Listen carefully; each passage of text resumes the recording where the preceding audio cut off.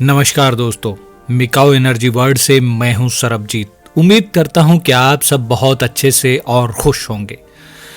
आज की यह वीडियो को देखने वाले हर शख्स को मेरी तरफ से बहुत सारा प्यार, बहुत सारी ब्लेसिंग्स। दोस्तों, आज की इस वीडियो में हम बात करेंगे कर्म के बारे में, क्योंकि अगर हम अपनी स्पिरिचुअल जर्नी में आगे बढ़ना चाहते हैं तो हमारे लिए कर्म को जानना बहुत जरूरी है। कर्म शब्द का उपयोग अलग अलग जगहों पर अलग अलग तरीके से किया जाता है। अगर आप यह वीडियो देख रहे हैं तो संभव है कि आप उन हजारों लोगों में से एक होंगे जो इस शब्द कर्म का मर्म जानने के लिए प्रयत्न कर रहे हैं।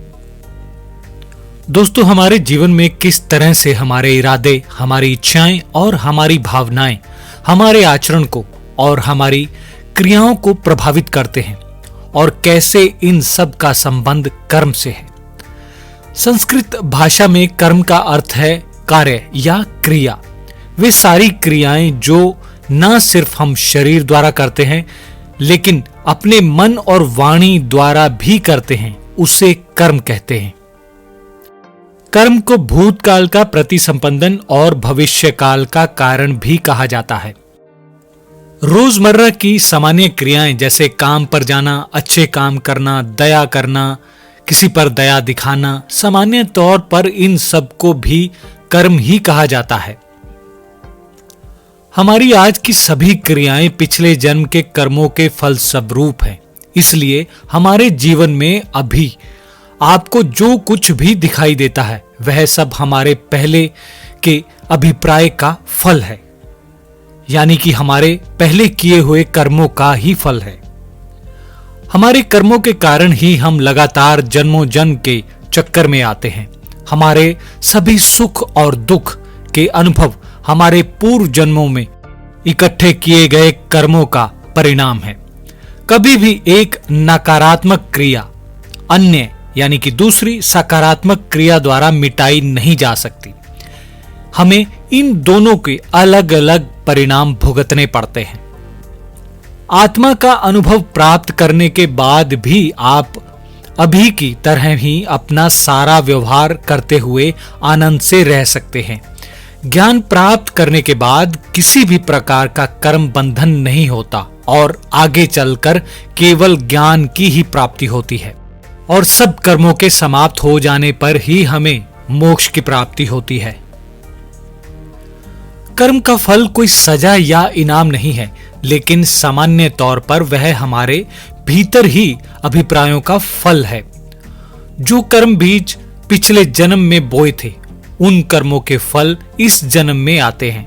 इस जन्म में हमें वही काटना पड़ता है जो हमने पिछले जन्मों में बोया। तो यह फल कौन देता होगा? भगवान? नहीं, यह सारी परिस्थितियां हम खुद पैदा करते हैं। हम जैसे भी कर्म करते हैं, अच्छे या बुरे, वैसे ही फल हमें अगले जीवन में हमारे सामने आते हैं, हमें मिलते हैं।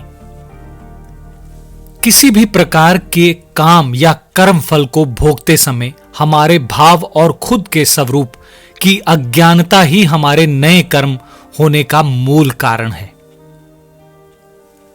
हर वह चीज जिसका हम अनुभव करते हैं हमारी ही रचना है और इसके लिए कोई भी जिम्मेदार नहीं है। हमारे अनंत जन्मों के लिए हम खुद ही पूर्ण रूप से जिम्मेदार हैं। हमने जो भी किया, जैसे भी कर्म किए, अच्छे या बुरे, वो सब ही उनके अनुसार ही हमें दोबारा जन्म मिलता है। उनके अनुसार ही हमें दोबारा जीवन में आने वाले सुख या दुख मिलते हैं, क्योंकि वो फसल हमने ही बोई थी जो हम आज काट रहे हैं, वो चाहे अच्छी हो या बुरी।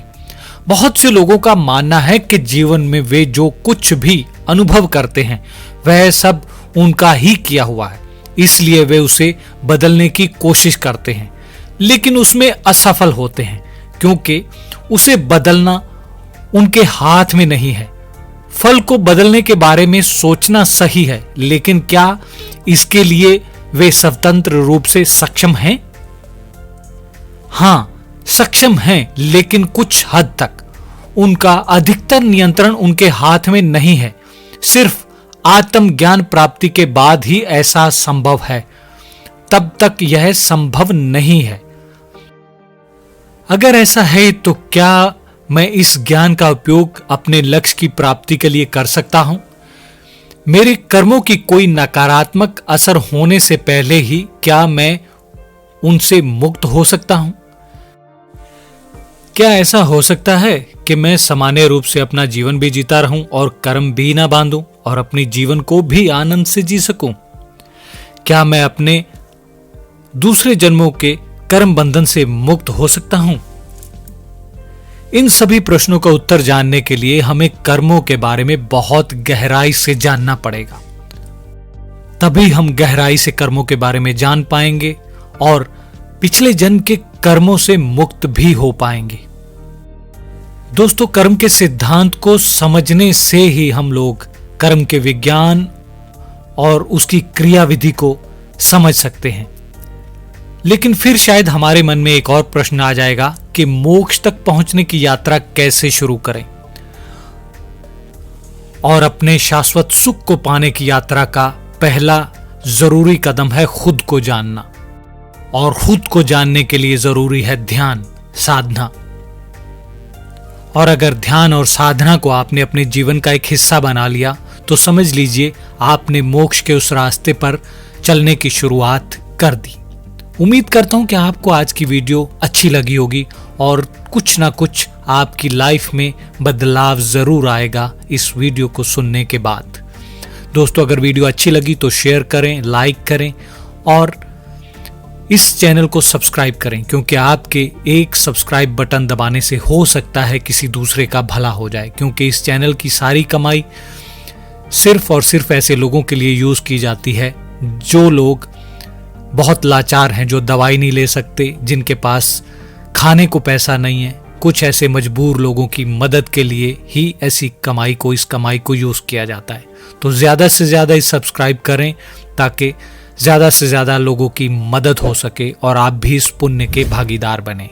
मिलेंगे फिर एक नई वीडियो में, तब तक के लिए खुश रहिए और खुशियां बांटिए। नमस्कार।